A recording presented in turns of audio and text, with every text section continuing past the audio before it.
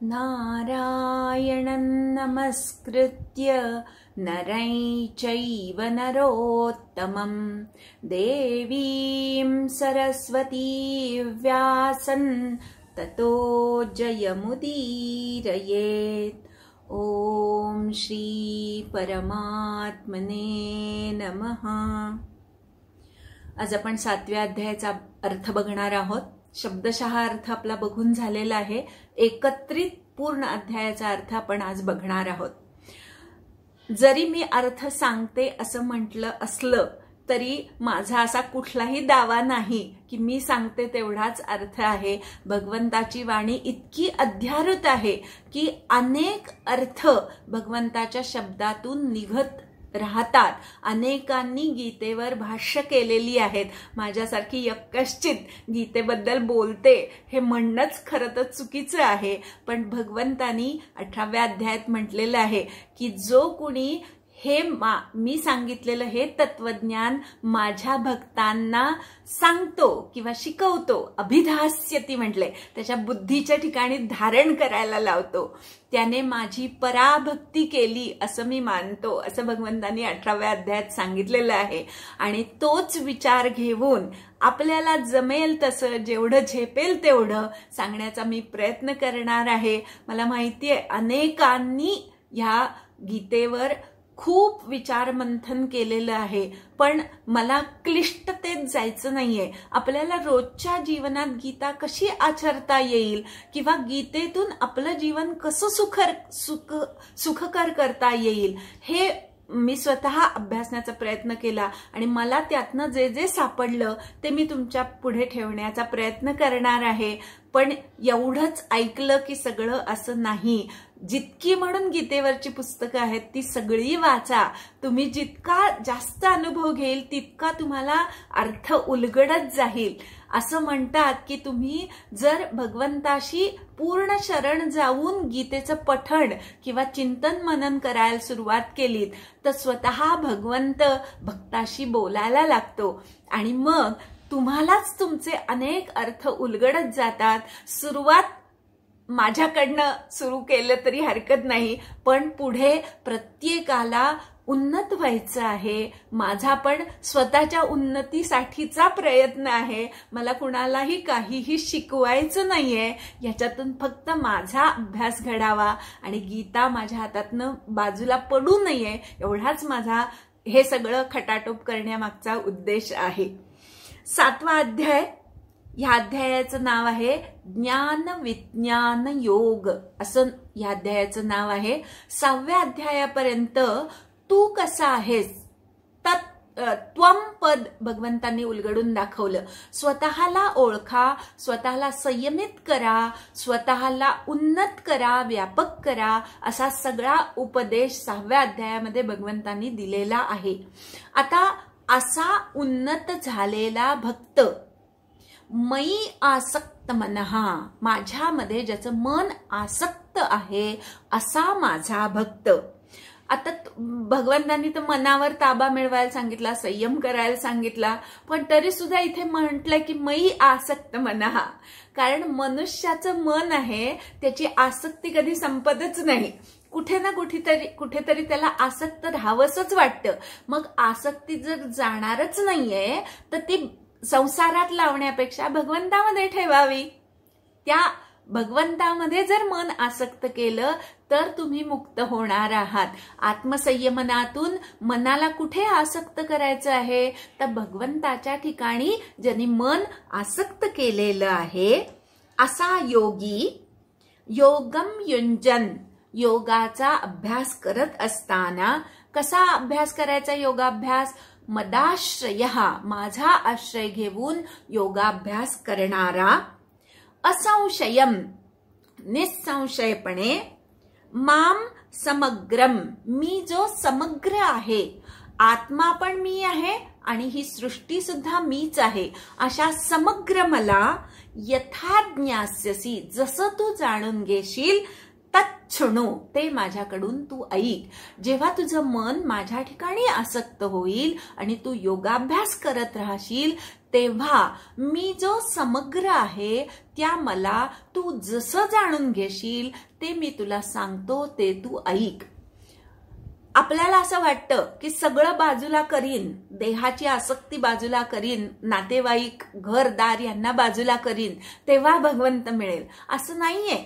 ह्यांच्या सगळ्यांसकट भगवंताला जाणायचं आहे. या सगळ्यांमध्ये सुद्धा भगवंत आहे. त्याच्या सकट सगळं जाणणं हे समग्र असणाऱ्या भगवंताला जाणणं आहे. आता आपल्याला काय सगळं जाणायचं आहे ते भगवंत स्वतः सांगणार आहेत. ज्ञानम सविज्ञानम अशेषतः अहम वक्ष्यामि. ज्ञान विज्ञानासह, नुसतं आत्मज्ञान नाही तर विज्ञानही भगवंत सांगणार आहेत. अशेषतः, बाकी काहीही ठेवणार नाहीये. ज्ञान आणि विज्ञानामध्ये संपूर्ण जगत सामावलेलं आहे. बाकी ह्या ज्ञान आणि विज्ञान ह्याच्या पलीकडे जगामध्ये काही नाहीच आहे. भगवंत प्रतिज्ञा करतात बरं का.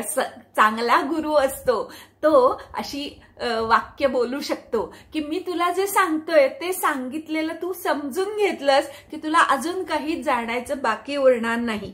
यच ज्ञात्वा इह भूयः अन्यद ज्ञातव्यम न अवशिष्यते. मी जे तुला ज्ञान आणि विज्ञान सांगतोय ते तू एकदा का जाणून घेतलंस की तुला अन्य जाणायचं असं बाकी काहीही उरणार नाही. पहिल्यांदा या ज्ञानाची महती सांगतायत. ज्ञान आणि विज्ञान. ज्ञान म्हणजे काय तर आत्मा. आत्मा हा ज्ञानस्वरूप आहे आणि तोच आत्मा विविध रूपांमध्ये नटतो किंवा जडतेला येतो. नामरूपात्मक सृष्टीमध्ये तोच आत्मा विविध रूप धारण करून प्रकटतो. मूळ अव्यक्त असणारं परब्रह्म व्यक्त होतं. जे व्यक्त होतं त्याला विज्ञान म्हणायचं आणि जी त्या व्यक्ताच्या मागची शक्ती आहे तिला ज्ञान म्हणायचं.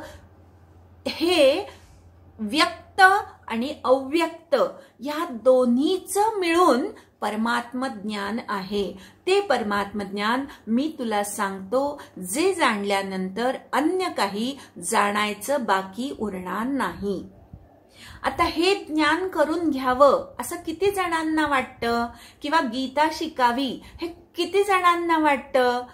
ही सिद्धी प्राप्त करून घ्यावी असं वाटणारे अत्यंत दुर्मिळ आहेत.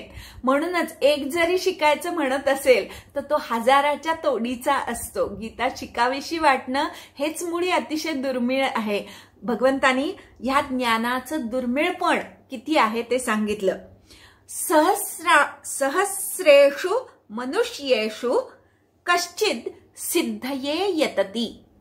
हजार मनुष्यांमध्ये, हजार म्हणण्यापेक्षा हजारो मनुष्यांमध्ये एखादाच परमात्म सिद्धी प्राप्त करून घेण्यासाठी प्रयत्न करतो. यतते. यततामपि, प्रयत्न करणाऱ्यांमध्ये सुद्धा, म्हणजे हजारोंमधला एखादा प्रयत्न करतो. असा प्रयत्न करणाऱ्या हजारोंमधला एखादाच पूर्णपणे परमात्म्याला जाणून घेतो. सिद्ध होणं हे अजून दुर्मिळ आहे. प्रयत्न करावासा वाटणं, परमात्म्याला जाणण्याचे प्रयत्न करावेसे वाटणं हे सुद्धा सिद्धीकडे घेऊन जाणारा मार्ग आहे. म्हणून भगवंतानी प्रयत्न करणाऱ्याला सुद्धा सिद्धच म्हटलेलं आहे. पण प्रत्यक्ष परमात्मा प्राप्ती ही सिद्धी, ती मिळाल्यानंतर तो खरा सिद्ध होतो. पण त्या मार्गाला लागणं हे सुद्धा एक प्रकारे सिद्धी प्राप्त करून घेतल्याचं लक्षण आहे. म्हणून हजारो मनुष्यांमध्ये एखादाच सिद्धीसाठी, आता परमात्मा सिद्धी हा जर अर्थ तुम्ही घेतला नाहीत तर कौशल्य असा सुद्धा अर्थ होऊ शकतो. आपण बघतो शाळेत जाणाऱ्या हजारोंमधला एखादाच ग्रॅज्युएट होतो. सगळेच ग्रॅज्युएट होतात असं नाही. तसं इथे आहे की परमात्मा प्राप्त व्हावा अशी इच्छा आहे, पण प्रयत्न करणाऱ्यांमध्ये एखादाच त्या मार्गावर स्थिर होतो आणि साधना करत राहतो. पण अशा हजारोंपैकी कोणी एखादाच पूर्णपणे परमात्म्याला जाणून घेतो. आपल्याला परमात्मा प्राप्ती करून घ्यावी असं वाटतंय, हे किती दुर्मिळ आपल्यात असलेली गोष्ट आहे हे जाणून घ्या. आणि जगाने कितीही नावं ठेवलीत तरी सुद्धा परमात्म्याची कास सोडू नका.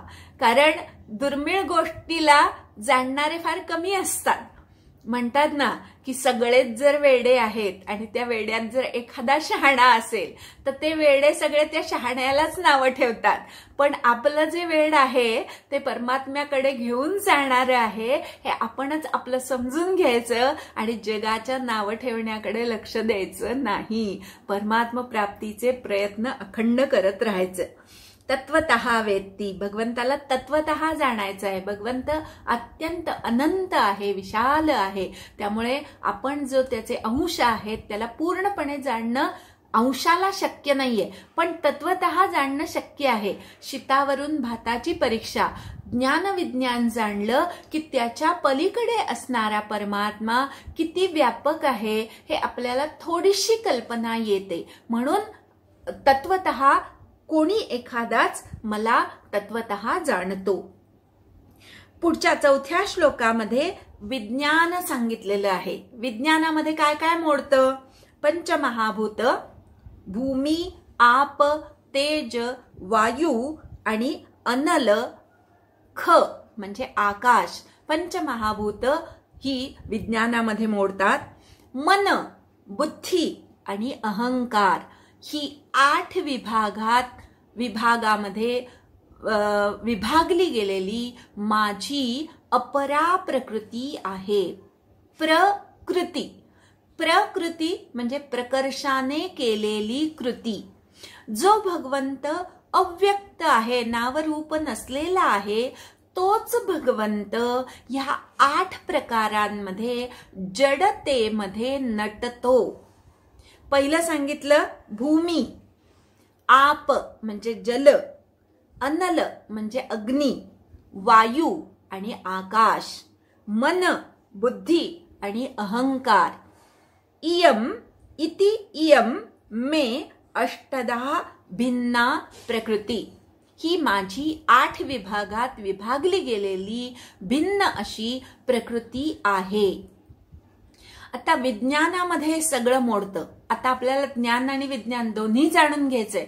मग ह्या 8 गोष्टींना जरी आपण जाणायचं म्हटलं तर किती जन्म अभ्यास करावा लागेल ते बघा. भूमी जाणायची म्हटली तरी भूगर्भशास्त्र किंवा भूगोल हे सगळं आपल्याला जाणून घ्यायला पाहिजे. पुन्हा भूगोलाच्याही अनेक उपशाखा असतात, त्या सगळ्या जाणून घ्यायला पाहिजेत. आप म्हणजे जल जाणायचं तर रसायनशास्त्र उत्तम चांगलं जाणलं पाहिजे. जल कुठे कुठे सापडतं, जलाची तत्व काय हे सगळं आपल्याला जाणून घ्यायला पाहिजे. नंतर अनल, अग्नी म्हणजे विद्युत शास्त्र, ते जाणून घ्यायला पाहिजे. अग्नीनी काय काय कार्य होतात हे जाणून घ्यायला पाहिजे. नंतर वायू म्हणजे हवामान, कशामुळे, वायूचं शास्त्र कुठलं तर हवामान शास्त्र, हे वायूचं शास्त्र आहे, ते जाणून घेतलं पाहिजे. आकाशाला जाणायचं तर त्यासाठी ज्योतिर्विज्ञान किंवा भविष्य आणि खगोलशास्त्र हे आपल्याला जाणून घेतलं पाहिजे. तर आपण आकाश या पंचमहाभूतापैकी 5व्या महाभूताला जाणून घेऊ. मनाला जाणून घ्यायचं असेल तर मानसशास्त्र आपल्याला अभ्यासलं पाहिजे. तर मनाचे अनेक कंगोरे, मानसशास्त्राच्या सुद्धा पुन्हा उपविभाग अनेक आहेत, एकेका घटकाचे पुन्हा सखोल अभ्यास आहेत. म्हणून मानसशास्त्र जाणलं की मनाला जाणता येतं. बुद्धीचं एक शास्त्र आहे, बुद्धीचं शास्त्र आहे तर्कज्ञान किंवा तर्कशास्त्र, हे बुद्धीचं शास्त्र आहे. ते जाणल्याने बुद्धीबद्दल आपल्याला जाणून घेता येतं. अहंकाराचं काही शास्त्र आहे का? तो हो, अहंकाराचं सुद्धा शास्त्र आहे. राजकारण हे अहंकाराचं शास्त्र आहे. ज्याच्यामध्ये प्रबळ अहंकार असतो तोच राजकारणात जाऊ शकतो आणि ज्याला राजकारण उत्तम अवगत असतं तोच फक्त राजकारणात टिकतो. म्हणून अहंकार कसा कुठे आहे हे जाणून घ्यायचं असेल तर राजकारणाचं किंवा राजनीती हे जे शास्त्र आहे ते जाणून घ्यायला पाहिजे. आता एवढी शास्त्र एका जन्मात शिकणं शक्य आहे का? एकेका शाखेसाठी आपल्याला एक जन्म पुरणार नाही. एवढं करून सुद्धा अगदी 8 विभागांमधले असलेली विविध शाखांच्या उपविभाग आपण अगदी जाणून घेतले अनेक जन्मांनंतर, तरी सुद्धा भगवंत काय म्हणतायत, अपरा इयम, ही जी 8 विभागात विभागलेली माझी प्रकृती आहे ना, ती अपरा आहे, म्हणजे कनिष्ठ आहे, नाशिवंत आहे, जड आहे. मग जर ही कनिष्ठ प्रकारची प्रकृती आहे तर तिच्या अभ्यासामध्ये एवढे जन्म कशाला वाया घालवायचे. अजून एक अन्या प्रकृती, माझी दुसरी एक प्रकृती आहे, तिला काय म्हणतात तर जीवभूता, जीव झालेली. मे पराम प्रकृत्यो विद्धी, जीव म्हणून जन्माला आलेली किंवा जीवरूपाला आलेली माझी पराप्रकृती आहे. ही पराप्रकृती काय करते, यया इदम जगत धार्यते, या जीवरूपी भगवंताच्या पराप्रकृतीच्या द्वारे सर्व जगत धारण केलं जातं. वरती जे 8 प्रकार विज्ञानाचे विभाग सांगितले त्या सर्व विज्ञानाला जीवरूपी भगवंताची पराप्रकृती धरून ठेवते. आता आपल्या शरीरामध्ये सुद्धा हे 8 विभाग आहेत. आपल्या शरीरामध्ये पोटाच्या ठिकाणी अग्नी पण आहे आणि जल पण आहे. ही विरुद्ध टोकाची महाभूत एकत्र धरून का ठेवली जातात तर आपल्यामध्ये जीवरूपी भगवंताची पराप्रकृती आहे म्हणून. एखाद्या खुंटीवर जशा आपण अनेक पिशव्या टांगून ठेवू शकतो, त्या पिशव्यांना धरून ठेवणारी कोण असते, खुंटी असते. तशी जीवरूपी खुंटी आहे आणि त्याच्यावर ह्या 8 खोळी किंवा वरती असलेली आवरणं धरून ठेवलेली आहेत. अशी जीवरूपी या 8 विभागांनी विभागलेल्या अष्टधा प्रकृतीला धरून ठेवणारी जीवरूपी पराप्रकृती आहे. मृत्यूनंतरचं शास्त्र गती वगैरे हा जीवाच्या अभ्यासाचा एक भाग आहे आणि जीवाची प्रकृतीपासून सुटका म्हणजेच ह्या अष्टधा प्रकृतीपासून जीवाने स्वतःची सुटका करून घ्यायची आहे. जेव्हा अशी सुटका होते तेव्हा तो परमात्म्याशी एकरूप होऊन जातो. पण जीव आणि आत्मा याच्यामध्ये काय फरक आहे तर इच्छा धरून जो देहात आलेला आहे त्याला जीवात्मा म्हणतात आणि ज्याच्या ठिकाणी कुठलीही इच्छा उरली नाही त्याला आत्मा म्हणतात किंवा त्यालाच परमात्मा म्हणतात. जीव इच्छा धरून आलेला जो जीव असतो तो ह्या 8 विभागांना अंगीकारून जन्माला येतो. एतद भूतानी योनीने, ह्या परा आणि अपरा या भूतांना जन्माला घालणाऱ्या योनी आहेत, जन्माचं स्थान आहेत. सर्वाणी, सगळी भूत मात्र परा आणि अपरा प्रकृतीतूनच जन्माला आलेली आहेत. इथे उपधारय, हे तू जाणून घे.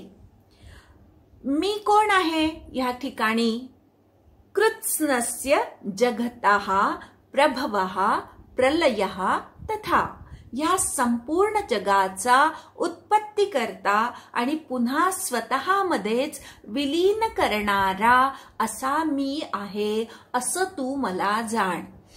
आपल्या देहावर जसे अनेक रोमांच असतात, ते रोमांच कुठे निर्माण होतात, आपल्या देहाच्या ठिकाणी निर्माण होतात आणि नंतर ते कुठे विलीन होऊन जातात तर आपल्या देहामध्येच विलीन होऊन जातात.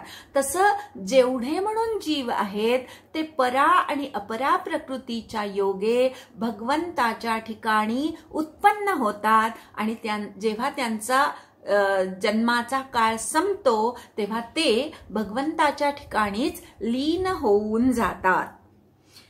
माझ्या पलीकडे मत्तः परतरम, माझ्या पलीकडे किंचित सुद्धा काहीही नाही. हे धनंजया, माझ्या पलीकडे अन्य काहीही नाही. जे काही आहे ते सगळं माझ्यामध्येच समावलेलं आहे. मयि सर्वम इदम सूत्रे मणिगणा इव प्रोतम. मी माझ्या ठिकाणी हे सर्व जग दोऱ्यामध्ये मणी ओवावे तसं सगळं ओवलेलं आहे. भगवंत रूपी सूत्रामध्ये हे अष्टधा प्रकृतीचे 8 मणी आणि जीवरूपी अजून एक सूक्ष्म मणी हा ओवला गेलेला आहे. आपल्या देहामध्ये सुद्धा असं भगवंताचं सूत्र आपल्याला बघायला मिळतं बरं का. पाठीच्या कण्यामध्ये जे छोटे छोटे मणके आहेत ती जणू काही एक माळ, आणि त्या माळेमध्ये जो मज्जारज्जू आहे ते सूत्र आहे, आणि त्या सूत्राच्या द्वारे पाठीचे मणी सगळे एकत्र ओवलेले आहेत. अशी अनेक सूत्र आणि माळ आपल्या शरीरामध्ये सुद्धा आपल्याला बघायला मिळते. हृदयाच्या ठिकाणी अव्याहत रक्ताभिसरण चालतं. ही चक्ररूपी गती ही सुद्धा भगवंत आहे. श्वास घेतो, त्या श्वासांमधनं ऑक्सिजन आतमध्ये घेतला जातो. त्या ऑक्सिजनवर अखंड पोटामध्ये जी भट्टी पेटलेली आहे ती भट्टी हे सुद्धा भगवंताचं सूत्र आहे. सूत्र दिसत नाही, पण सूत्राशिवाय माळ ओवली जात नाही किंवा मणी एकत्र धरून ठेवले जात नाहीत. त्याप्रमाणे भगवंत रूपी सूत्र, आत्मसूत्र आपल्यामध्ये आहे. म्हणून ह्या अष्टधा प्रकृती रूपी देहाला धरून ठेवलं गेलेलं आहे. सूत्र जसं माळेच्या प्रत्येक कणाकणामध्ये असतं, त्याप्रमाणे आत्मारूपी सूत्र आपल्या मस्तकापासून आपल्या अंगठ्याच्या नखापर्यंत आपल्याला अनुभवता येतं. जाणीव आपल्याला प्रत्येक ठिकाणी अनुभवता येते. म्हणून भगवंत रूपी सूत्र प्रत्येकामध्ये आहे. इथे भगवंतांनी जो दृष्टांत दिलेला आहे की हे संपूर्ण जग माझ्यामध्ये ओवलेलं आहे. ज्ञानेश्वरीमध्ये यासाठी 2 उदाहरणं दिलेली आहे की सोन्याच्या तारेमध्ये सोन्याचे मणी ओवावे, त्याप्रमाणे हे सगळं जग भगवंतामध्ये ओवलेलं आहे. किंवा दोऱ्याची गुंडी दोऱ्याच्याच सूत्रामध्ये ओवावी, त्याप्रमाणे हे जग सगळं भगवंतामध्ये ओवलेलं आहे. आता सोन्याचं सूत्र म्हणजे तार आणि त्या तारेमध्ये सोन्याचेच मणी ओवले, हा दृष्टांत समजून घ्यायचा की मणी पण सोन्याचे आहेत, तार पण सोन्याची आहे, तरी सुद्धा सोन्यामध्ये, मण्यांमध्ये आणि त्या तारेमध्ये काहीतरी फरक आहे. जेव्हा सोन्यापासून मणी तयार केला जातो तेव्हा तो मणी मूळ सोन्यापासून वेगळा केला जातो, विलग होतो, तेव्हाच त्याला मणी म्हणून अस्तित्व निर्माण होतं. तार जरी सोन्याची असली तरी ती विलग नाहीये, अखंड आहे. हा भाग आहे. दुसरं जे उदाहरण सांगितलं की दोऱ्याची गुंडी दोऱ्यामध्ये ओवली. आता पूर्वीच्या काळी दोऱ्यापासून अशा गुंड्या तयार करायचे, गुंडाळून एकमेकांना दोरा गुंडाळून त्याची गुंडी तयार करायचे. आता ती बघायला पण नाही मिळणार, पण अशी गुंडी शर्ट वगैरे सगळ्या कपड्यांना वापरली जायची. आता ह्या गुंड्या जर दोऱ्यातच ओवल्या तर दोराही दोराच आहे आणि गुंडीही दोराच आहे, तरी सुद्धा दोऱ्यामध्ये आणि गुंडीमध्ये काहीतरी फरक आहे. तो फरक काय आहे तर जेव्हा तुम्ही दोऱ्यापासून गुंडी तयार करता तेव्हा त्या दोऱ्याला तोडावं लागतं आणि तोडलं कीच गुंडी म्हणून त्या दोऱ्याचं अस्तित्व निर्माण होतं. त्याप्रमाणे जीव जेव्हा भगवंतापासून तोडला जातो तेव्हा त्याला जीवरूपी अस्तित्व येतं. आता आपण जे तोडले गेलेलो आहोत भगवंतापासनं ते पुन्हा आपल्याला भगवंताशी जोडलं जायचं आहे. सूत्रे मणिगणा इव ह्याच्यामधलं हा दृष्टांत आपल्याला असं सांगतो. आपण कधी तोडलं गेलोय भगवंतापासून माहितीये का तुम्हाला? गर्भात होतो तोपर्यंत आपल्याला पूर्ण जाणीव होती. गर्भगीतेमध्ये सांगितलेलं आहे की जेव्हा जीव गर्भात असतो तेव्हा सोहम सोहम असा तो मंत्र जपत असतो की मीच तो भगवंत आहे, मीच तो भगवंत आहे, अशी त्या गर्भाला जाणीव असते. पण जेव्हा गर्भ जन्माला येतो आणि त्याचा जेव्हा पहिला श्वास घेतला जातो तेव्हा एक क्षणभर त्या जीवाचा श्वास थांबतो आणि तो जो थांबतो श्वास तेव्हा तो सोहम सोहमचं ध्यान विसरून कोहम कोहम म्हणायला लागतो. म्हणजे जन्माला आल्याबरोबर तो विचारायला लागतो, कोण आहे मी, कोण आहे मी, कोण आहे मी, असं विचारायला लागतो. मग आई म्हणते तू माझं बाळ आहेस, वडील म्हणतात तू माझा मुलगा आहे, भाऊ म्हणतो तू माझा छोटा भाऊ आहेस. अशा प्रकारे त्या जीवाच्या कोहमच्या प्रश्नाला अवतीभोवतीचे सगळेजण उत्तरं देतात आणि त्यांनी जी उत्तरं दिलेली असतात ती उत्तरं खरी मानून मी तो आहे असं जीव मानायला लागतो. मी परब्रह्म आहे ही स्वतःची ओळख विसरतो. हेच भगवंतापासून तुटलेपण आहे. जरी आपण भगवंतापासून तुटलेलो असलो तरी आपण ओवलेलो आहोत भगवंतामध्येच. भगवंत रूपी सूत्र आपल्या जीवनामध्ये आपल्याला कुठे कुठे बघायला मिळेल ते पुढच्या श्लोकांमध्ये काही विभूती भगवंतांनी पुढे सांगितलेले आहेत. पाण्यामधला मी रस आहे, पाण्यामध्ये ज्याच्यात घालू तसं गुणधर्म ग्रहण करण्याची जी क्षमता आहे किंवा रसाळपणा किंवा जगवणे हा जो पाण्याचा गुणधर्म आहे त्याला रस म्हणतात आणि तो रस मी आहे. झाडाला जेव्हा तुम्ही पाणी घालता तेव्हा चिंचेचं झाड त्या पाण्यावर आंबटपणा धारण करतं. आंब्याचं झाड असेल ते आधी कैरी होतं पण नंतर आंबा होतं, म्हणजे गोडपणा येतं. अशा प्रकारे पाण्यातूनच विविध प्रकारच्या चवी फळांना येतात. हा जो पाण्याचा गुणधर्म आहे रसाळपणा, तो रस पाण्यातला गुण मी आहे.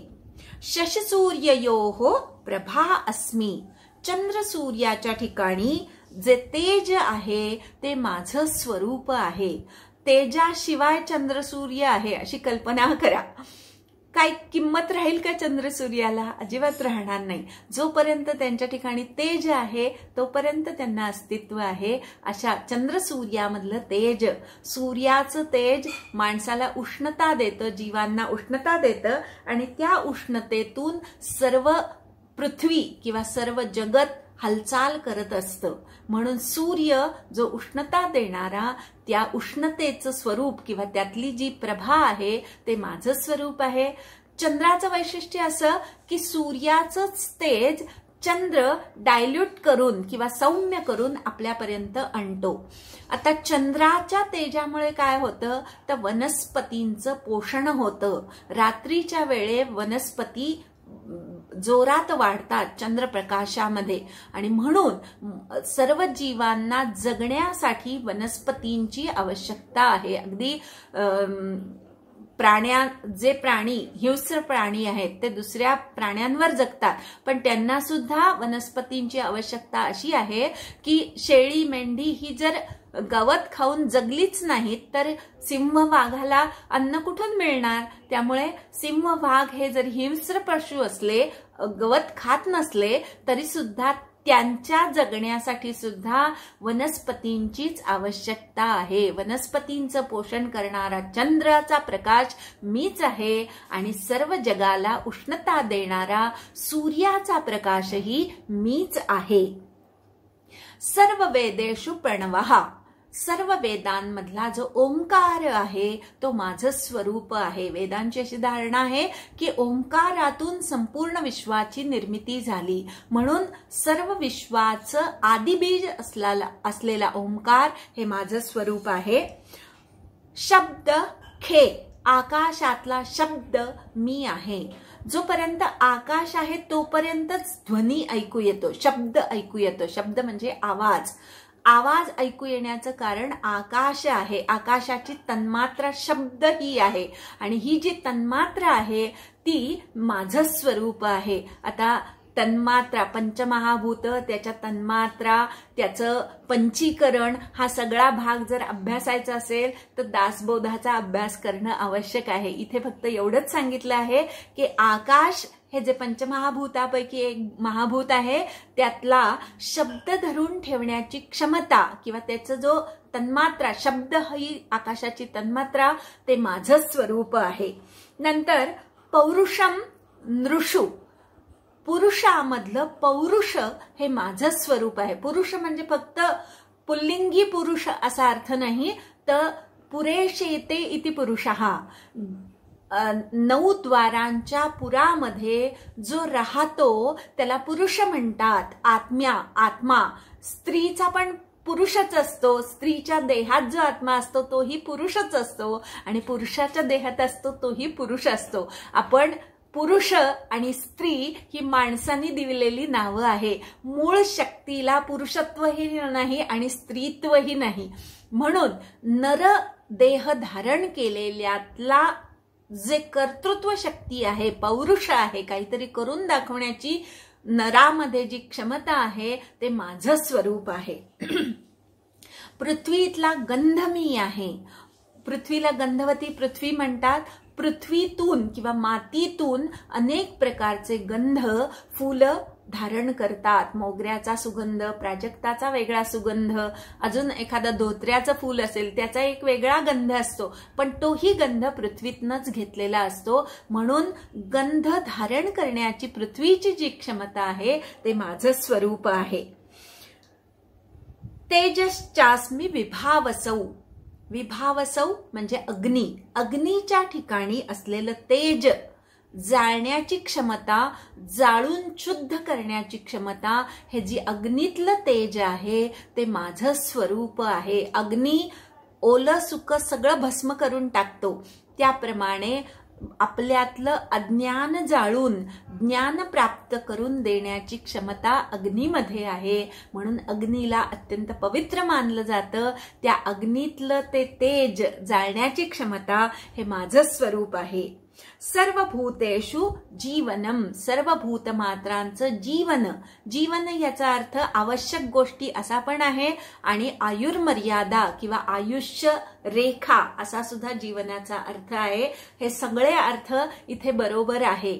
आपल्याला जे लागणारं अन्न आहे, हवा आहे किंवा पाणी आहे, हे प्रत्येक जीवासाठी जीवन असतं आणि हे सगळं भगवंतांनी मुबलक प्रमाणामध्ये कुठलाही मोबदला न घेता निर्माण करून ठेवलेलं आहे. म्हणून कुठल्याही जीवाला जिवंत राहण्यासाठी जे आवश्यक आहे, जीवन आहे, तो भगवंत आहे. आपण ते जीवन घेऊन जगत आहोत याची नेहमी जाणीव ठेवावी. भगवंताच्या कृपेने आपण जगत आहोत हे नेहमी लक्षात ठेवावं.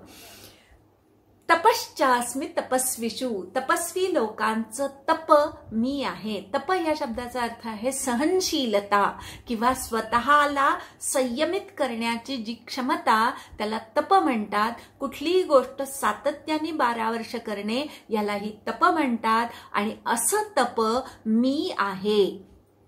तप करणाऱ्यांचं तप मी आहे. एखाद्याने ठरवलं की मी आता 12 वर्ष एखादी गोष्ट सातत्याने करणार, नुसतं ठरवून भागत नाही हो. तिथे भगवंताचा आशीर्वाद असावा लागतो. सगळंच भगवंताचं करणं आहे. अधिष्ठान भगवंताचं असलं तर तुमचं तप सफल होतं, नाही तर होत नाही. म्हणून तप करायची इच्छा झाल्यानंतर ते तप पूर्ण करणारा कोण आहे? तर भगवंत आहे. मीच तप आहे. तेजस्व्यांचं तप मी आहे. सर्व भूतांचं आदिबीज मी आहे. जेव्हा सृष्टीचा सर्व लय होतो तेव्हा सगळे जीव बीज रूपाने भगवंतामध्येच विलीन होऊन जातात आणि पुन्हा जेव्हा सृष्टीची निर्मिती होते तेव्हा त्या बीजातून त्या जीवाची निर्मिती होते. हे सगळ्यांना स्वतःमध्ये समावणारं जे बीज आहे, आदिबीज आहे, ते माझं स्वरूप आहे. बुद्धिर बुद्धिमतामस्मी. बुद्धिमंतांची बुद्धी मी आहे. बुद्धीची जी क्षमता, निर्णय घेण्याची क्षमता किंवा काय योग्य काय अयोग्य हे बुद्धीला कळतं, अशी बुद्धीची जी बुद्धी रूपी क्षमता आहे ती माझं स्वरूप आहे. आणि तेजस्व्यांचं तेज मी आहे. तेजस्विता म्हणजे ज्ञान. तेज हे ज्ञानाचं प्रतीक आहे. तुम्ही बुद्धीनी अभ्यास केलात पण त्या बुद्धीच्या जोरावर तुमच्यामध्ये तेज प्रकट झालं पाहिजे, तुमच्यामध्ये ज्ञान प्रकट झालं पाहिजे. आणि बुद्धिमंतांनी मध्ये असलेली बुद्धी, ज्या बुद्धीच्या योगे ज्ञान ग्रहण केलं जातं, असं ज्ञानवंतांचं ज्ञान मी आहे, तेजस्व्यांचं तेज मी आहे. तेज या शब्दाचा अर्थ दुसरा अजून एक असा होतो की एखाद्या व्यक्तीला जो अधिकार असतो, त्या अधिकारामुळे त्या व्यक्तीला आपण घाबरतो. संतांमध्ये असं परमात्म्याचं तेज दिसतं, म्हणून संतांसमोर जायला दुर्जन लोक घाबरतात. खरं तर तुमच्या आमच्यासारखेच दिसायला संत असतात, पण त्यांच्यामध्ये एक ज्ञानाची क्षमता असते, तेजस्विता असते, आणि त्या तेजामुळे दुर्वर्तनी लोक संतांपुढे जायलाच घाबरतात. यदा कदाचित गेले तर ते तिथे गेल्यावर सदाचरणी होतात. हे संतांमधलं तेज आहे. किंवा हा अर्थ घ्यायचा नसेल तर आपल्या रस्त्याच्या कोपऱ्यावर पोलिसांना बघितल्यानंतर आपण सिग्नल तोडत नाही. याचं कारण काय आहे तर त्या पोलिसांच्या हातामध्ये जो अधिकार आहे, त्या अधिकारामुळे आपण गैरकृत्य करण्यापासून परावृत्त होतो.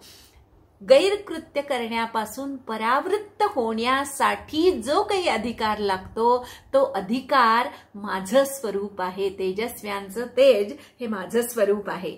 बलवंतांचं बल मी आहे. पण कसं? कामराग विवर्जितम. कामना आणि अनुराग, आसक्ती आणि द्वेष यांना विवर्जित, यांना सोडून बलवंताचं बल मी आहे. समाज कार्यासाठी किंवा दुसऱ्याचं भलं होण्यासाठी जेव्हा तुम्ही स्वतःच्या अंगातलं बल वापरता, तेव्हा त्या बलाच्या ठिकाणी भगवत शक्ती अवतरलेली असते. स्वतःच्या स्वार्थासाठी बल वापरणारे खूप असतात, पण दुसऱ्याचं भलं व्हावं म्हणून जेव्हा बल वापरलं जातं, तेव्हा साक्षात भगवंत बलरूपानी त्या ठिकाणी अवतरलेला असतो. धर्माला अविरुद्ध असणारा भूतमात्रांच्या ठिकाणचा काम मी आहे. जीवाची निर्मिती व्हावी म्हणून कामदेवाची किंवा कामाची निर्मिती भगवंतांनी केलेली आहे. जर कामच नसेल तर प्रजेची उत्पत्ती होणार नाही. पण नुसती प्रजा निर्मिती हा स्त्री पुरुषांनी एकत्र येण्याचा उद्देश नाही.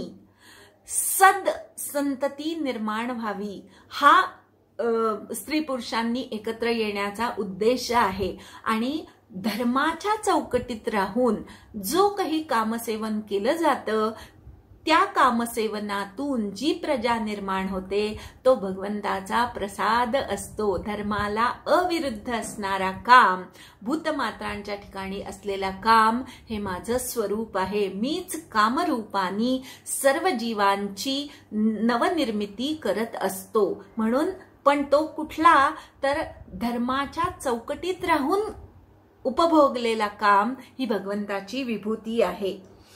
सात्विक, राजस आणि तामस जे काही भाव आहेत ते माझ्यातून निर्माण झालेले आहेत.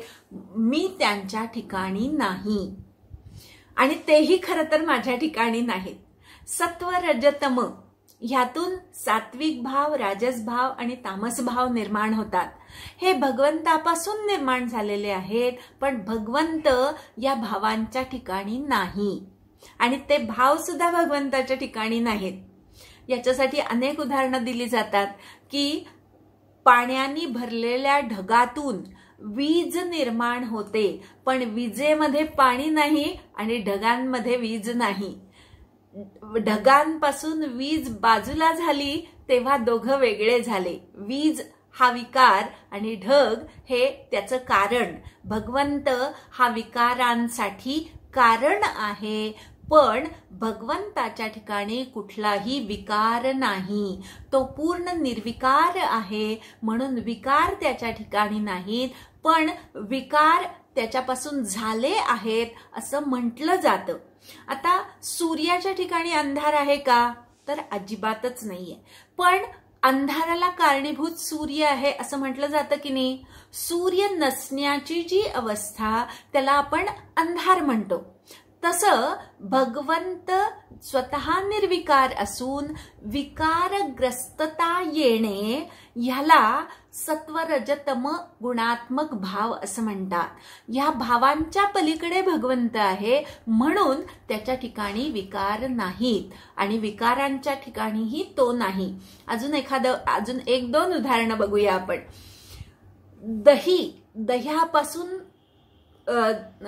दुधापासून दही होतं, दह्यापासून लोणी होतं, लोण्यापासून तूप होतं.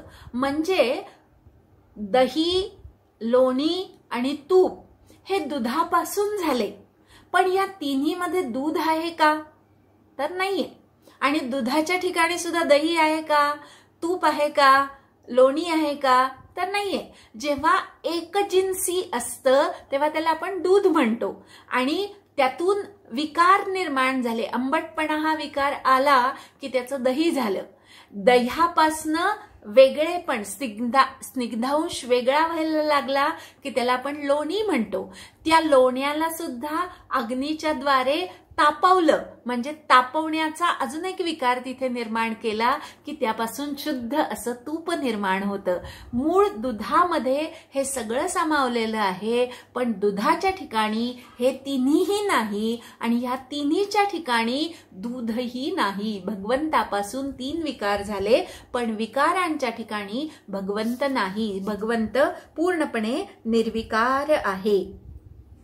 आईपासून एक सद्गुणी मुलगा झाला, एक अतिशय चंचल मुलगा झाला आणि एक अत्यंत दुर्वर्तनी मुलगा झाला. आईपासून जरी ही तीन मुलं झाली असली तरी आईच्या ठिकाणी ही मुलं आहेत का? जी जेव्हा ती आईपासून जन्माला आली तेव्हा वेगळी झाली आणि वेगळी झाली तेव्हा आईपासून ती दूर गेली. मुलांच्या ठिकाणी तरी आई आहे का? नाहीये.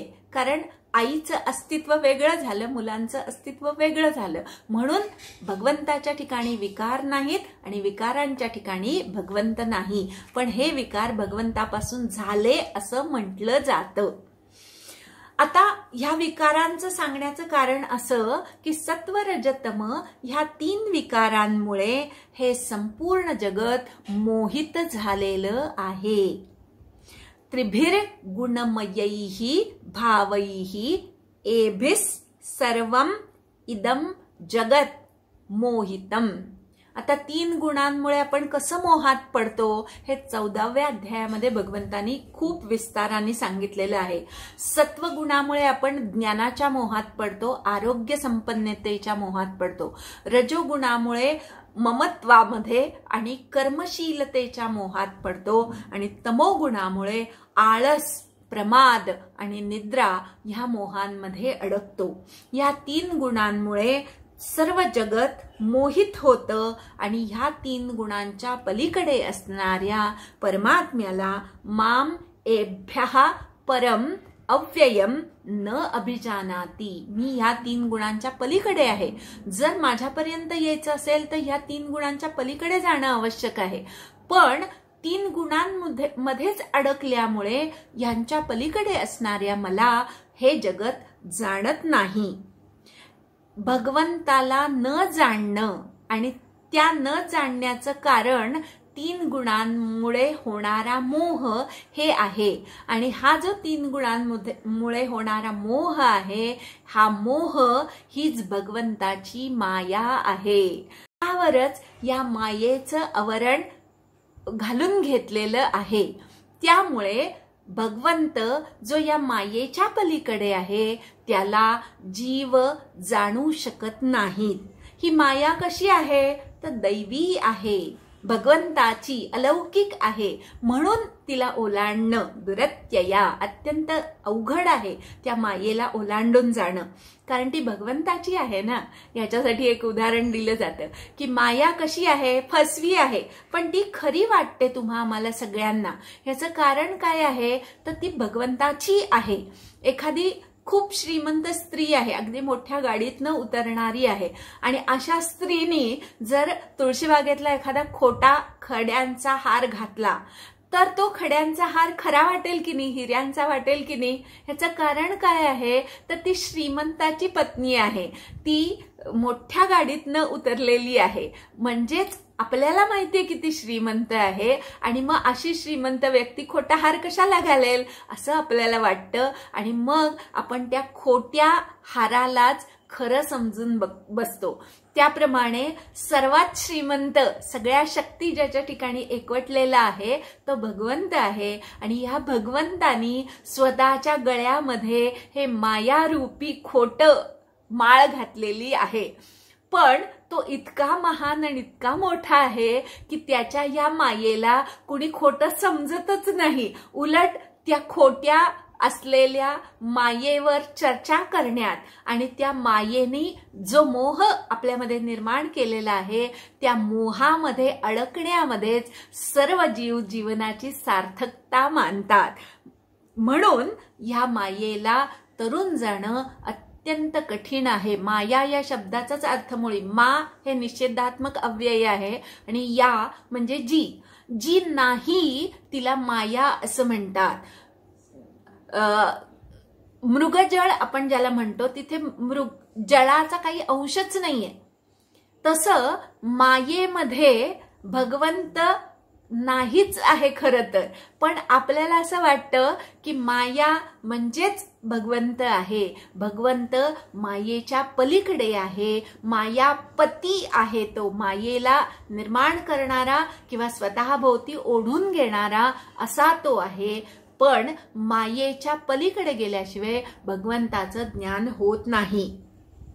आता ही जी अतिशय दुरत्यय माया आहे, तरुण जायला अवघड माया आहे, ती माया तरुण कोण जातात? ये माम प्रपद्यन्ते ते एताम मायाम तरंती. जे मला शरण येतात ते या मायेला तरुण जातात. त्यांना मायेला तरुण जाणं शक्य होतं. जेव्हा तुम्ही भगवंताला शरण जाता तेव्हा ही त्याची दुरत्यय असलेली माया स्वतःहून दूर होते. एखादा खूप श्रीमंत आहे, त्याची गृहिणी ही तितकीच महत्वाची असते. तुम्हाला जर त्या श्रीमंतापर्यंत पोचायचं असेल तर काय केलं पाहिजे? अतिशय नम्रपणे मी त्या भगवंताला शरण आहे, त्या श्रीमंताला मी शरण आहे असं त्याच्या स्त्रीजवळ म्हटलं पाहिजे. म्हणजे मग ती स्त्री तुम्हाला स्वतःहून घेऊन त्या श्रीमंतापर्यंत जाते. पण त्यासाठी कोडवर्ड काय आहे तर मी त्याला शरण आहे. हा परवलीचा शब्द आहे आणि हा परवलीचा शब्द ज्यांना माहिती आहे ते भगवंताला शरण जातात आणि मग ती माया भगवंत आणि भक्त याच्यामधून दूर होते.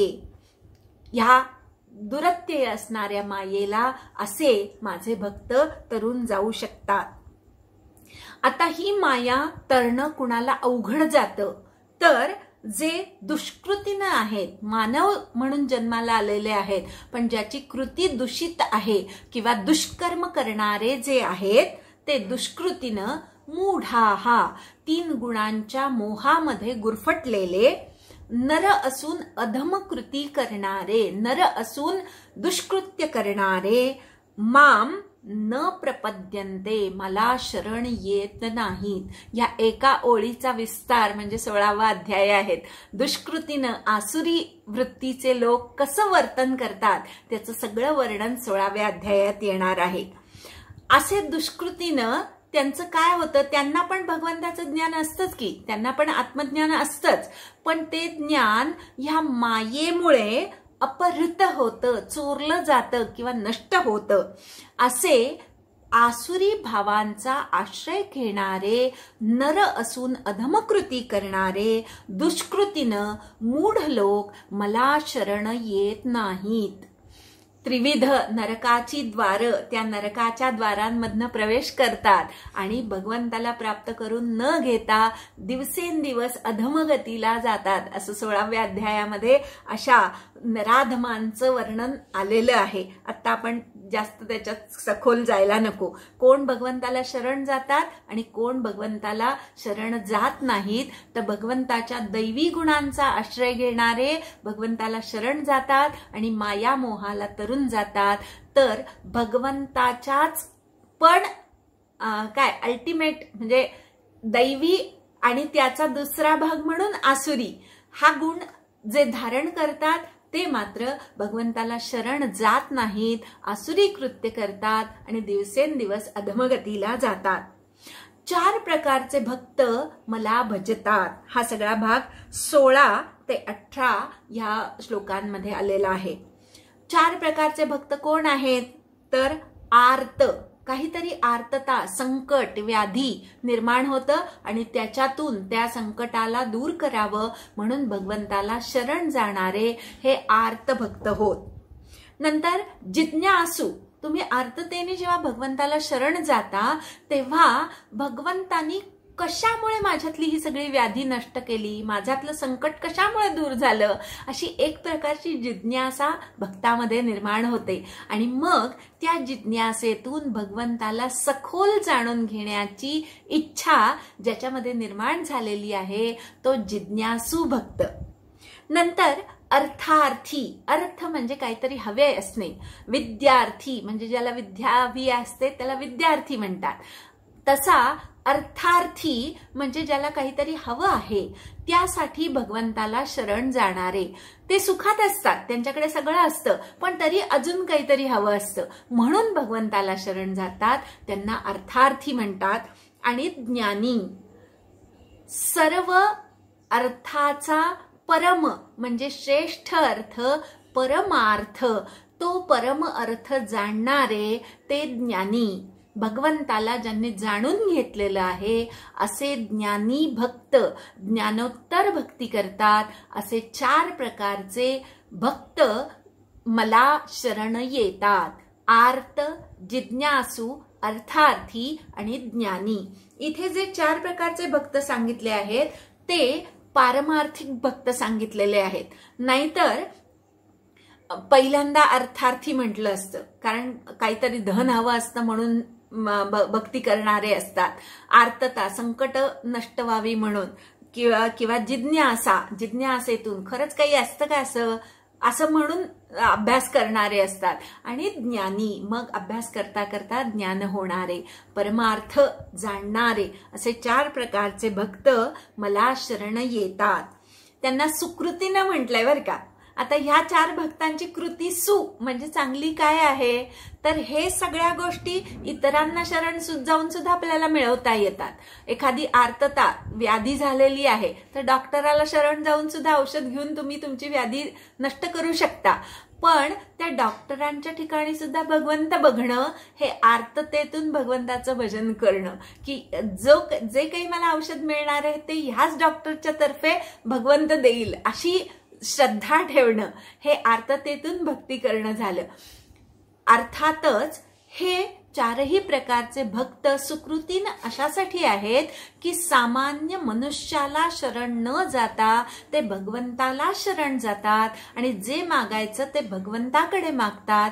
हेच त्यांची कृती चांगली असल्याचं लक्षण आहे. असे 4 भक्त, त्या 4 भक्तांपैकी ज्ञानी, नित्ययुक्त आणि एकभक्ती करणारा विशेष आहे. का विशेष आहे तर ज्ञानी माणसाला मी अत्यंत प्रिय आहे आणि म्हणून तो ज्ञानी जणू काही मीच आहे, भगवंतच आहे. आत्मा एव मे मतम, तो ज्ञानी म्हणजे माझा जणू आत्मा आहे. शरीर आणि आत्मा जसे वेगळे नाहीत तसा ज्ञानी आणि भगवंत एकरूप झालेले असतात. ज्ञानोत्तर भक्ती ही यासाठीच भगवंतानी महत्वाची सांगितलेली आहे की भगवंताचं ज्ञान झाल्यावर पुन्हा मोहात ग्रस्त व्हायचं नाहीये, तर त्या ज्ञानाची कास धरून सतत भगवंताचं अनुसंधान ठेवायचं. हे ज्यांना कळलं आहे आणि ज्यांनी कृतीत आणलेलं आहे असे ज्ञानी भक्त जणू काही माझंच रूप आहेत असं तू जाण. हे सर्व भक्त उदार आहेत, श्रेष्ठ आहेत, पण ज्ञानी जणू माझा आत्मा आहे असं माझं मत आहे बरं का. भगवंतानी स्वतःचं मत सांगितलेलं आहे. आपण म्हणू की मी भगवंताचा भक्त आहे त्याच्यात महत्व नाही. भगवंतानी म्हटलं आहे की ज्ञानी हा माझा जणू आत्मा आहे, माझंच स्वरूप आहे. याचं कारण काय तर आस्थिता सही युक्तात्मा, 6 युक्तात्मा, तो भगवंताशी नेहमी युक्त असणारा आत्मा त्या भगवंतामध्येच नेहमी स्थित असतो. म्हणून भगवंताच्या उत्तम गतीला तो ज्ञानी जातो. जिवंत असेपर्यंत सतत भगवंताशी एकरूप राहण्याचा प्रयत्न करतो, युक्त राहण्याचा प्रयत्न करतो आणि मृत्यूकाली भगवंताशीच एकरूप असल्यामुळे परमगतीला जातो. असा ज्ञानी आता आपल्याला हळूहळू गीतेमुळे थोडं थोडं अगदी किंचित परमात्म्याचं ज्ञान व्हायला लागलेलं आहे. पण ते ज्ञान झाल्यानंतर भगवंताची शरणागती, अगदी गीता शिकणारे कितीतरी लोक अहंकारी दिसतात. म्हणजे ज्ञान झालं म्हणून लगेच तुम्ही नम्र व्हालच असं नाही, किंवा भगवंताला शरण जालच असं नाही. किती जन्मांनंतर ज्ञानी भगवंताला शरण जातो? तर बहुनाय जन्मना म्हणते, अनेक जन्मांच्या साधनेनंतर ज्ञानी ज्ञानवान माम प्रपद्यते, ज्ञानवान मला शरण येतो, माझी भक्ती करतो. कशी भक्ती करतो ज्ञानवान? भगवंताला शरण येऊन वासुदेवस सर्वम इति, जे जे काही आहे ते ते सगळं भगवंत आहे, सर्व भूतांमध्ये अधिवास करणारा, म्हणून त्याला वासुदेव असं म्हणतात. सर्व जीवांमध्ये अधिवास करतो म्हणून तो वासुदेव. आणि त्या ज्ञानी भक्ताला सगळीकडे भगवंत दिसायला लागतो आणि अशा दिसणाऱ्या भगवंताला तो कृतीने शरण जातो, प्रपद्यते, शरण जातो. आता याचं उदाहरण आपण एकनाथ महाराजांचं बघितलं की त्यांना गाढवामध्ये सुद्धा भगवंत दिसला आणि त्यांनी काशीहून आणलेली गंगा गाढवाच्या मुखामध्ये घातली, कारण तिथे सुद्धा हे जे पाणी पिणार आहे तो गाढव नसून भगवंत आहे अशी त्यांची पक्की धारणा होती. असं प्रत्येक जीवातलं भगवत तत्व ज्याला दिसायला लागलं तो खरा भगवंताला शरण गेला, ज्ञानोत्तर शरण गेला. असा महात्मा अत्यंत दुर्लभ आहे. सुदुर्लभ, सु म्हणजे पुष्कळ, दुर्लभ म्हणजे दुःखानी लाभतो. अत्यंत दुःखानी असा आत्मा लाभतो. म्हणजे असा आत्मा सापडणं हे अत्यंत कष्टकर आहे, खरं तर सापडतच नाही. असा आत्मा अत्यंत दुर्लभ आहे.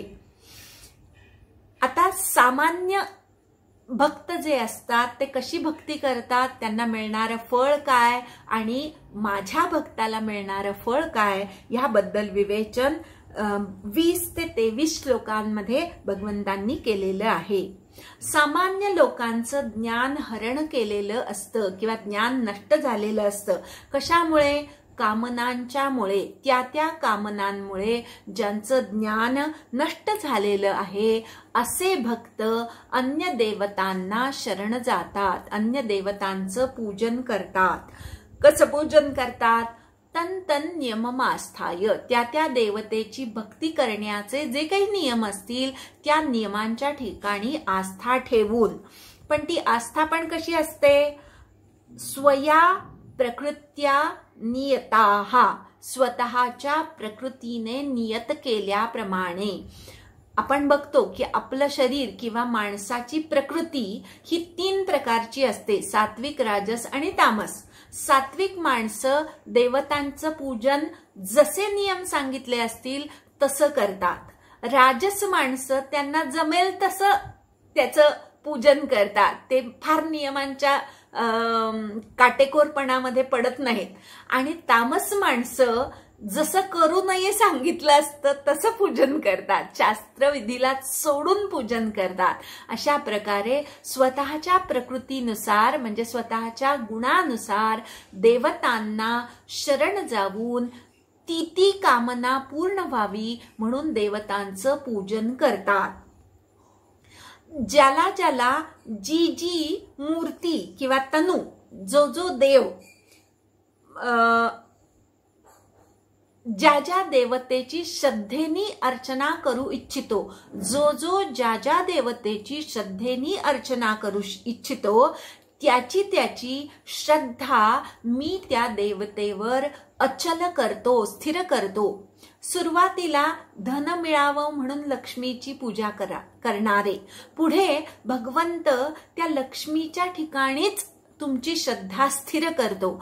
मग तुम्ही जेव्हा लक्ष्मी म्हणजे काय याचा अभ्यास करायला लागता तेव्हा ती लक्ष्मी म्हणजेच परमात्म शक्ती आहे हळूहळू कळायला लागतं. सप्तशतीमध्ये एकाच परमात्म शक्तीचे कसे विविध आविष्कार आहे त्याच्याबद्दल खूप छान वर्णन केलेलं आहे. सुरुवात कशापासनं? काहीतरी कामनापूर्ती व्हावी म्हणून कुठल्या तरी देवतेची भक्ती करायची. त्या देवतेच्या भक्तीसाठी जे नियम सांगितले आहेत ते पाळायचे. त्यातून त्या देवतेवर भगवंत तुमची श्रद्धा स्थिर करतो. त्या श्रद्धेच्या द्वारे युक्त होऊन त्या देवतेची आराधना करण्याची इच्छा ते भक्त करतात.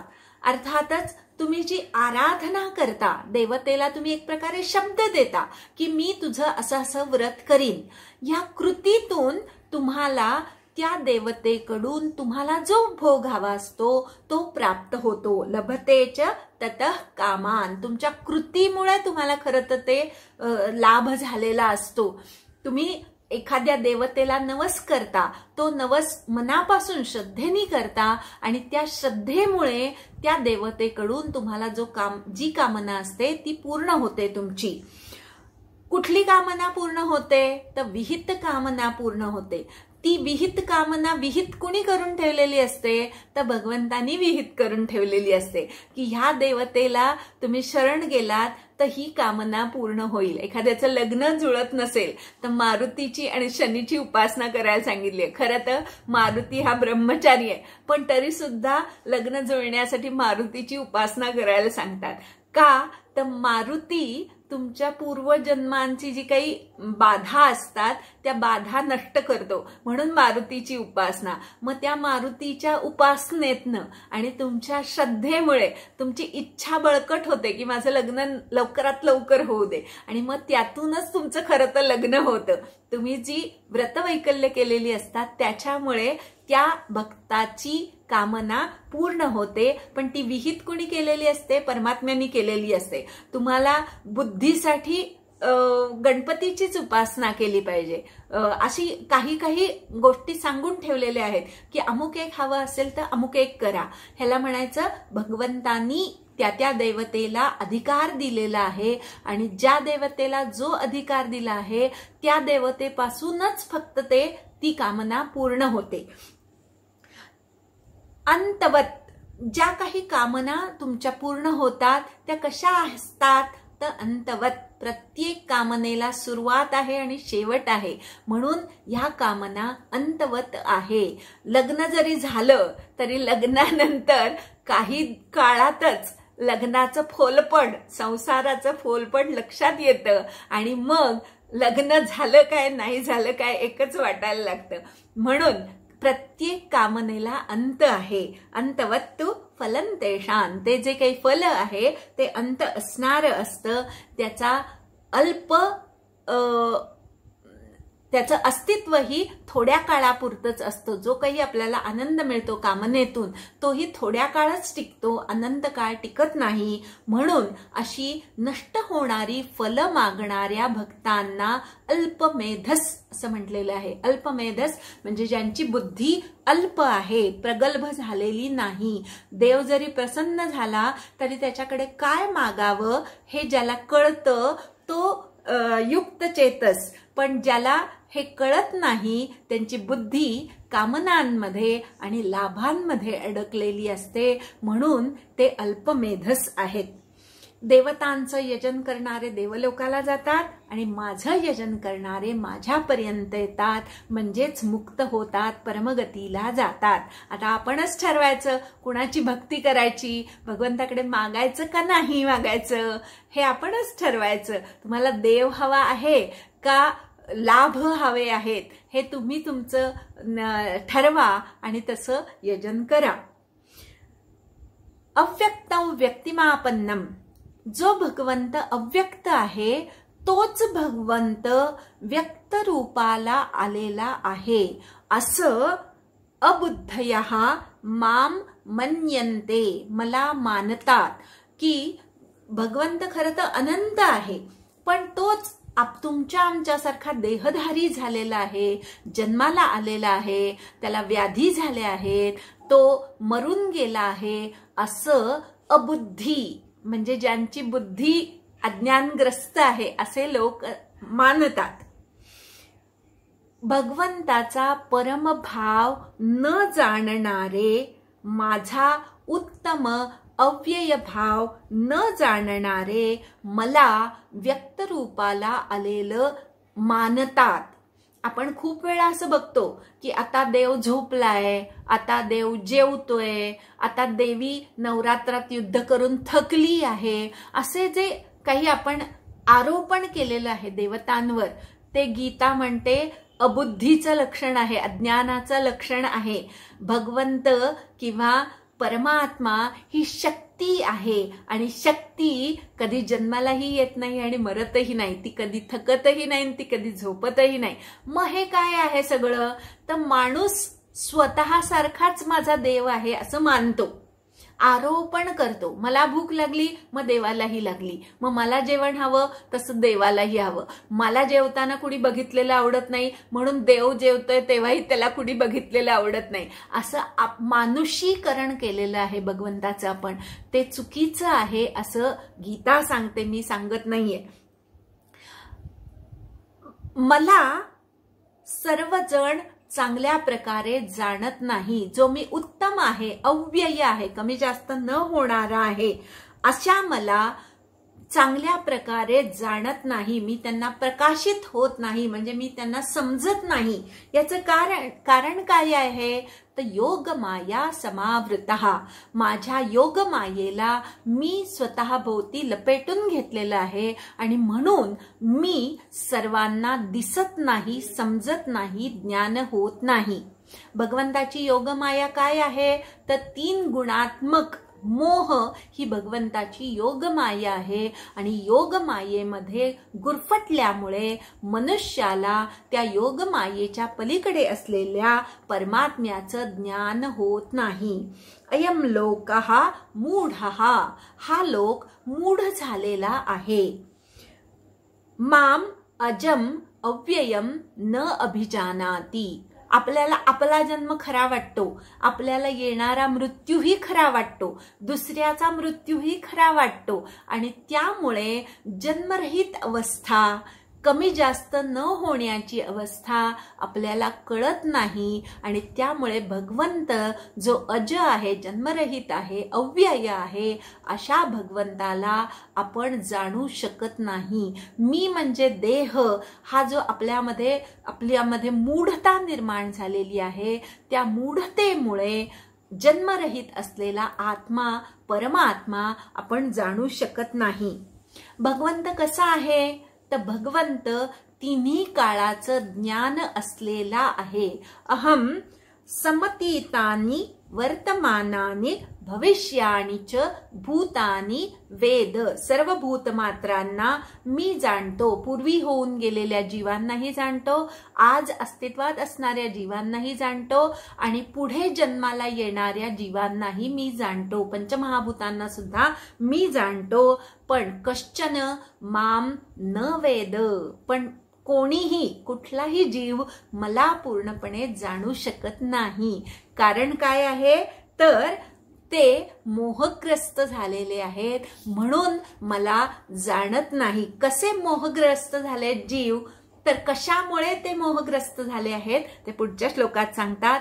इच्छा आणि द्वेष, काहीतरी हवं असणे आणि काहीतरी नको असणे, ह्या द्वंद्वातून, हे द्वंद्व आहे, समुत्थेन, ह्यातून जोरात उत्पन्न होणाऱ्या द्वंद्व मोहाने हे संपूर्ण जग मोहित झालेलं आहे आणि त्यामुळे सर्व भूतानि सम्मोहम हे परंतप सर्गे यांती. ह्या द्वंद्व मोहानी मोहित झाल्यामुळे सर्व जीव पुन्हा पुन्हा जन्म मृत्यूच्या चक्रामध्ये, संसारामध्ये जातात किंवा यांती म्हणजे जातात, पुन्हा पुन्हा जन्माला येतात आणि मरून जातात. हे संसाराचं रहाटगडग अखंड चालू राहतं. याचं कारण काय आहे? तर इच्छा आणि द्वेष हे जन्म मृत्यूचं कारण आहे. इच्छाद्वेषातून संमोह, ज्याची इच्छा आहे ते कधी एकदा मिळतंय अशी घाई झालेली असते, आणि ज्याचा द्वेष आहे ते नको म्हणजे नको, डोळ्यासमोर सुद्धा नको असं जे वाटणं, हे दुसरं टोक. लवकरात लवकर मिळालं पाहिजे हे एक टोक, आणि अजिबात नको हे दुसरं टोक. आणि ह्या दोन टोकांना द्वंद्व म्हणतात, किंवा हे युद्ध चालू असतं, हवं नकोचं युद्ध चालू असतं, आणि त्या युद्धामुळे आपण संमोहित होतो, आणि म्हणून पुन्हा पुन्हा जन्म मृत्यूच्या चक्रामध्ये अडकतो. परंतु ज्यांनी स्वतःतलं पाप किंवा स्वतःतला मोह, स्वतःतलं द्वंद्व नष्ट केलेलं आहे. कशाने नष्ट करायचं? पुण्यकर्मणाम. पुण्यकर्मांच्या द्वारे ज्यांनी स्वतःतलं अज्ञान, द्वंद्व किंवा पाप नष्ट केलेलं आहे, असे जन जे द्वंद्व मोह निर्मुक्त झालेले आहेत, ते माझं दृढव्रत होऊन भजन करतात. भगवंताचं भजन करण्यासाठी मोहावर मात करणं अत्यंत आवश्यक आहे. द्वंद्वांवर मात करणं अत्यंत आवश्यक आहे. द्वंद्व म्हणजे युद्ध, आपण पण म्हणतो द्वंद्व युद्ध, हा पण भाग बघितलेला आहे. तर युद्ध बघण्यामध्ये आपण इतके गुरफटलेलो असतो की मूळ आपलं कर्म किंवा कार्यच विसरून जातो. भगवंतानी खेळण्यासाठी खरं तर जन्माला घातलेलं आहे, पृथ्वीवर पाठवलेलं आहे. पण जेव्हा आपण पृथ्वीवर येतो तेव्हा सतत जी अवतीभोवती द्वंद्व चाललेली असतात, त्या द्वंद्वांमध्येच आपण अडकतो. माझं स्वतःचं उदाहरण मला हे वाचत असताना आठवलं की जेव्हा आम्ही शाळेतनं घरी यायचो तेव्हा वाटेमध्ये डोंबाऱ्याचा खेळ चाललेला असायचा, आणि तो खेळ बघण्यामध्ये आम्ही इतके रमून जायचो की आपली आई आपल्यासाठी जेवणासाठी घरी थांबलेली आहे हेच आम्ही विसरून जायचो. तासन तास तो डोंबाऱ्याचा खेळ बघत जायचो. घरी आल्यावर सुद्धा तेच विचार असायचे, आपली आई आपल्यासाठी जेवायची थांबली आहे अशी पण जाणीव नसायची. आपण सुद्धा या सृष्टीरूपी द्वंद्वांमध्ये इतके रमले आहोत. माझा नवरा, माझी मुलं, माझं घर, माझ्या वस्तू, माझी साडी, माझा देह, ही सगळी द्वंद्व आहेत. आणि मग जे जे माझं आहे ते अजिबात आपल्याला सोडायचं नसतं, आणि मग सोडायचं नाही की मृत्यू तुम्हाला कंपल्सरी तुमच्याकडनं घेऊन जातो. पुन्हा मग जे सोडायचं नाही आहे ते मिळवण्यासाठी पुढचा जन्म. असं या द्वंद्व मोहांमध्ये जीव सगळे अडकले जातात आणि भगवंताला शरण जात नाहीत. पण ज्यांनी या मोहांवर मात करण्याचं पुण्यकर्म केलेलं आहे असे पापांपासून मुक्त होतात. कुठलं पाप? तर खरं तर भगवंताची स्मृती हरपणं हेच मोठं पाप आहे, आणि ते पाप त्यांनी नष्ट केलेलं आहे. अखंड पुण्यकर्म करून सतत भगवंताचं स्मरण करणारे, त्या भगवंताचं स्मरण करणं हे ज्यांनी दृढव्रत घेतलेलं आहे असे पुण्यकर्म करणारे महात्मे जरा आणि मरण ह्यापासून मोक्ष मिळवण्यासाठी, मुक्त होण्यासाठी माझा आश्रय घेऊन प्रयत्न करतात. जरेवर मात करण्यासाठी काय करायला पाहिजे? जरा कुणाला येते? तर देहाला येते. मी म्हणजे देह आहे का? तर नाही, मी म्हणजे आत्मा आहे असं गीता आपल्याला 2ऱ्या अध्यायापासून सांगते. आपल्याला आपलं मूळ रूप कळणं हे जेव्हा कळतं तेव्हा देहाच्या जरेवर आपण मात केली, देहाच्या वृद्धपणावर आपण मात केली. आता मरणावर कशी मात करायची? तर सावरकरांनी म्हटलंय तसं, अनादि मी, अनंत मी, कोण मला मारू शकेल, असा कोणी नाहीच आहे या जगामध्ये. असं जेव्हा तुम्हाला वाटतं तेव्हा तुम्ही मरणावर मात केली. आता जरा आणि मरण यापासून मुक्त होण्यासाठी प्रयत्न आपण करायचेत माणसानी. पण आश्रय कुणाचा घ्यायचा आहे? तर भगवंताचा घ्यायचा आहे की भगवंता मला तुझ्यापर्यंत यायचं आहे, तूच मला हात दे आणि तुझ्या घराकडे घेऊन जा.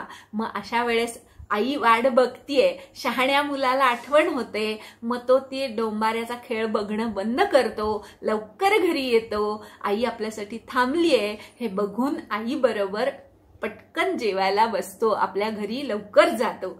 तसं ह्या सृष्टीतील द्वंद्वमोहांवर मात करून लवकरात लवकर भगवंत रूपी आईकडे आपल्याला जायचं आहे. हे ज्यांच्या लक्षात आहे, आईचा आश्रय घेणारे, भगवंताचा आश्रय घेणारे, जरा आणि मरण यापासून मुक्त होण्याचे प्रयत्न करणारे असे माझे भक्त किंवा असे ज्ञानी भक्त मलाच अंतकाळी सुद्धा जाणतात. प्रयाण काले अपि, म्हणजे अपि हा शब्द आलाय म्हणजे आयुष्यभर तर जाणायचंच भगवंताला, की आपल्याला कुठे जायचंय, भगवंतापर्यंत जायचंय. जरेवरही मात करायची आणि मरणावरही मात करायची. पुढचा जन्म हवा असं न वाटणं किंवा पुढचा जन्म नको असं वाटणं हे मरणावर मात करणं. आणि जन्मच नसेल, देहच नाही धारण केला तर जरा तरी कुठून येणार आहे. म्हणजे जरा मरण यापासून मुक्त होण्यासाठी पुढचा जन्म नको असं भगवंताचा आश्रय घेऊन मानणारे किंवा असं धरून ठेवणारे हे आयुष्यभर तर हे धरून ठेवायचंच, भगवंताला धरून ठेवायचंच. पण प्रयाण काले अपि, मृत्यूच्या वेदनांच्या काळामध्ये सुद्धा जे माम युक्त चेतसहा विदु, मलाच जाणतात. मृत्यूच्या वेदनेच्या काळामध्ये सुद्धा वेदनांनी मोहित न होता, समोर मरण दिसत असताना सुद्धा भगवंताशी ज्यांचं चित्त एकाग्र झालेलं आहे असे प्रयाण काले अपि माम विदु. कसं जाणतात भगवंताला, तर कृत्स्न ब्रह्म, संपूर्ण परब्रह्म, कृत्स्न अध्यात्म, संपूर्ण अध्यात्म, सर्व अखिल कर्म, अधिभूत, अधिभूताच्या ठिकाणी असलेलं परमात्म तत्व, अधिदैव म्हणजे देवतांच्या ठिकाणी असलेलं परमात्म तत्व, यज्ञाच्या ठिकाणी असलेलं परमात्म तत्व, हे सगळं मीच आहे, भगवंतच आहे. इथे एकूण 7 गोष्टी सांगितलेल्या आहेत आणि त्या 7ही गोष्टी भगवंतच आहे हे आयुष्यभर पण जाणतात आणि मृत्यूकाली सुद्धा सगळं भगवंतच आहे असं जे जाणतात ते माझ्यापर्यंत येऊन पोहोचतात. किंवा ते बसल्या जागीच खरं तर मुक्त असतात, जिवंत असतानाच ते मुक्त असतात. ही मुक्तावस्था त्यांची अंतकालापर्यंत टिकते आणि म्हणून परमगती ते प्राप्त करून घेतात. कारण अंतेमती सा गती असं शास्त्रांनी सांगून ठेवलेलं आहे. अंतकाळी जर तुम्ही भगवंताचं स्मरण केलं, जिकडे तिकडे तुम्हाला भगवंत दिसला तर भगवंत दूर नाही, तुमच्या आमच्यामध्येच आहे. आणि असा भगवंत ज्ञान आणि विज्ञान याच्या अभ्यासातून कसं जाणायचं हे या 7व्या अध्यायामध्ये भगवंतांनी सांगितली. कोणी कसाही असू दे, तो जर जीव म्हणून जन्माला आला असेल तर प्रत्येक जीवाला, सगळे जीव भगवंताचे लाडकेत बरं का, आणि प्रत्येक जीवाला भगवंतांनी एक वरदान देऊन ठेवलेलं आहे. ते वरदान असं आहे की अंतकाळी तू जे मागशील माझ्याकडे ते मी पूर्ण करीन. आता तुम्ही भगवंतालाच मागायचं का ऐहिक गोष्टी, पुढचे जन्म मागायचं हे तुमचं तुम्ही ठरवा. ज्ञान झालं, विज्ञान आणि ज्ञान दोन्ही एका हातात हात घालून चालणार आहेत. विज्ञान तुम्हाला भौतिक मोहांमध्ये अडकवतं तर ज्ञान तुम्हाला परमात्म्यापर्यंत घेऊन जातं.